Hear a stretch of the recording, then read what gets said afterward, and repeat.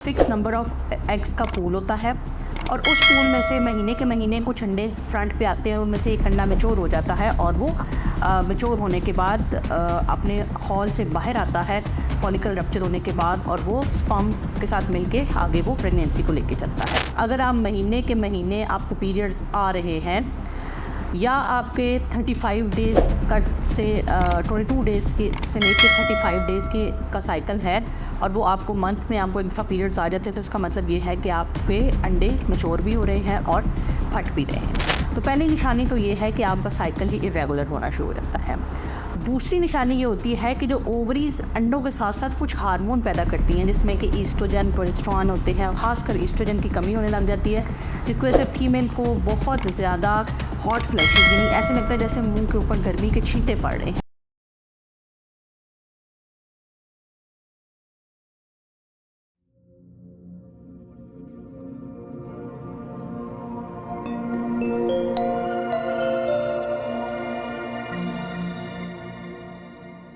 जी, अस्सलाम वालेकुम। मैं हूँ डॉक्टर नायला, कंसल्टेंट गायनेकोलॉजिस्ट और इनफर्टिलिटी स्पेशलिस्ट गायनी सोल्यूशन के फोरम से आपकी इन्फॉर्मेशन, एजुकेशन और अवेयरनेस के लिए वक्तन फ़वक्तन मुख्तलिफ टॉपिक्स के ऊपर वीडियो बनाते रहते हैं। आज मैंने जो टॉपिक चुना है वो ये है कि कैसे और कब पता चल सकता है कि जो फ़ीमेल की बच्चा पैदा करने की सलाहियत है वो ख़त्म हो गई है। अच्छा, एक चीज़ मैं आपको बता दूँ कि फ़ीमेल्स आर बॉर्न, जो फ़ीमेल पैदा होती है वो फ़िक्स नंबर ऑफ़ एग्स के साथ पैदा होती है। मेल का हिसाब मुख्तलिफ होता है। उनके अंदर जो है वो स्टेम सेल्स होते हैं जिसमें स्पर्म सारी लाइफ के लिए बनते रहते हैं। उम्र के साथ साथ थोड़ी क्वालिटी कॉम्प्रोमाइज़ हो जाती है, शुगर ब्लड प्रेशर की वजह से स्पर्म क्वालिटी ख़राब हो जाती है, लेकिन वो बनते रहते हैं। लेकिन फ़ीमेल में ऐसा नहीं होता। फ़ीमेल के अंदर फ़िक्स नंबर ऑफ़ एग्स का पूल होता है और उस पूल में से महीने के महीने कुछ अंडे फ्रंट पे आते हैं। उनमें से एक अंडा मैच्योर हो जाता है और वो मैच्योर होने के बाद अपने हॉल से बाहर आता है फॉलिकल रप्चर होने के बाद, और वो स्पर्म के साथ मिलके आगे वो प्रेगनेंसी को लेके चलता है। बात यह है कि जब कोई भी फ़ीमेल 12 या 13 इयर्स की होती है तो उनकी मेंस्ट्रुअल साइकिल स्टार्ट हो जाता है।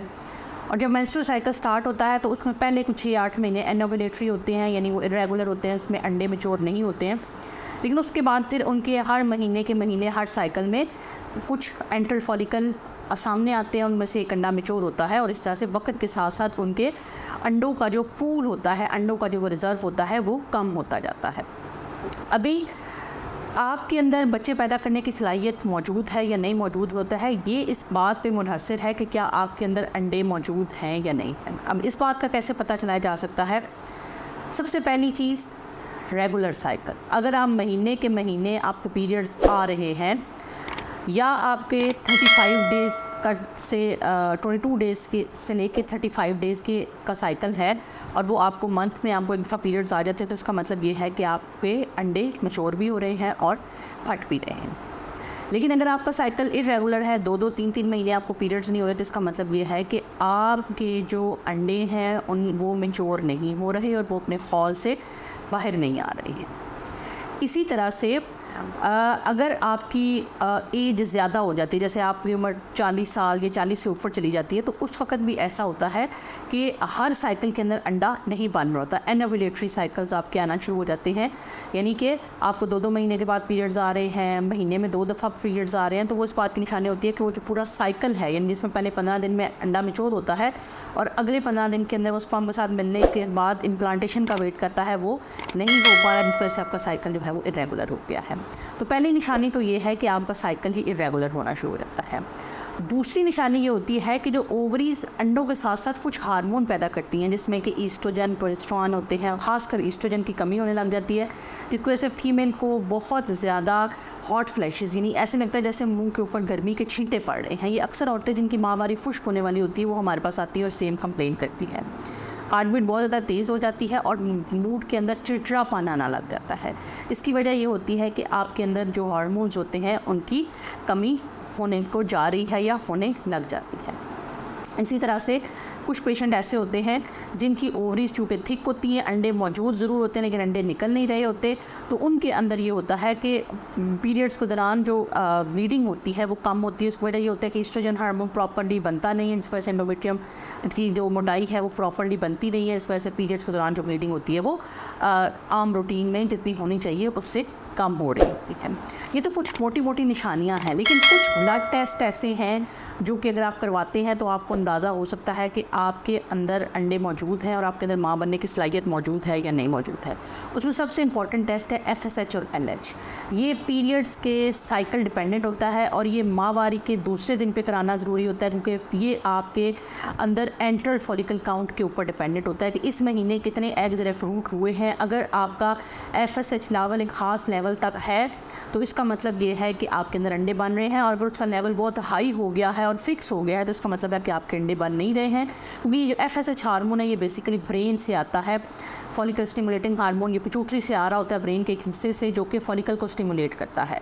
और अगर ये बहुत हाई क्वांटिटी में आने लग गया तो इसका मतलब ये है कि बॉडी अंडे प्रोड्यूस नहीं कर रही है, इसलिए पिट्यूटरी ग्लैंड ने बहुत हाई क्वांटिटी के अंदर FSH प्रोड्यूस करना शुरू कर दिया है। लेकिन इसके अलावा एक अल्ट्रासाउंड का टेस्ट होता है जिसे हम कहते हैं एंट्रल फॉलिकल काउंट, वो भी किया जा सकता है। पीरियड्स के स्टार्ट के डेज़ होते हैं, उसमें हम देख लेते हैं कि आपकी ओवरी के अंदर तकरीबन कितने इमेच्योर छोटे फॉलिकल पड़े हुए हैं जिनके मोस्टली मैच्योर होने के चांसेस हैं। अगर आपकी ओवरी के दोनों तरफ मिला के 10 एंट्रल फॉलिकल काउंट हैं तो वो बहुत अच्छी चीज़ है। लेकिन अगर आपके एंट्रल फॉलिकल काउंट 8 या 7 से 8 के से ऊपर है तो उसको हम मतलब बुरा एंट्रल फॉलिकल काउंट ही कहते हैं, उसको हम एवरेज फॉलिकल काउंट कहते हैं। लेकिन अगर आपका फॉलिकल काउंट दोनों साइडों पर मिला के 5 से कम है तो उसको हम कहते हैं कि आपका लो ओवेरियन रिजर्व है और आपके अंडे बनने की सलाहियत जो है वो कम है। Last but not the least AMH level, anti Mullerian hormone. Basically जो एंटी मोलेरियन हार्मोन है ये आपके अंडों के फॉल के जो थीका सेल्स होते हैं उनके अंदर बन रहा होता है, वो ये स्क्रीट करते हैं। अब कितने अंडे और उनके फॉल मौजूद हैं ये AMH के लेवल से इनडायरेक्टली अंदाज़ा लगाया जा सकता है। जैसे ही पीरियड्स खुश्क हो जाते हैं तो AMH का लेवल बहुत लो हो जाता है, 0.01 तक चला जाता है, बल्कि इससे भी नीचे हो जाता है। ये नैनोग्राम पर डेसीलीटर में मेजर किया जाता है और ये उम्र के हिसाब से इसकी वैल्यू होती है। अगर आपकी उम्र 35 साल से ऊपर है तो आपका AMH 2 से ज़्यादा है तो ये अच्छा है, लेकिन अगर 2 से कम है तो ये बिल्कुल भी अच्छा लेवल नहीं है। लेकिन देखा यह गया है जो यंग फीमेल्स हैं जैसे 20-25 साल की उम्र में, उनके अंदर ये तकरीबन 5, 6, 7 तक भी हो सकता है। लेकिन अगर आपकी 35 साल की उम्र के बाद आपका AMH 2 से कम हो गया है तो फ़ौरन किसी अच्छे इनफर्टिलिटी कंसल्टेंट के पास जाएं, क्योंकि अब आपके पास टाइम बहुत कम रह गया है। तो उम्मीद है कि ये जो मेरी वीडियो है ये आप लोगों के लिए इंफॉर्मेशन इससे आपको मिली होगी, आपको इससे अफादियत होगी, इससे आप फ़ायदा उठाएंगे और अपनी फर्टिलिटी को प्लान कर सकेंगे। मिलते हैं इंशाल्लाह नेक्स्ट किसी वीडियो में, तब तक के लिए अल्लाह हाफ़िज़।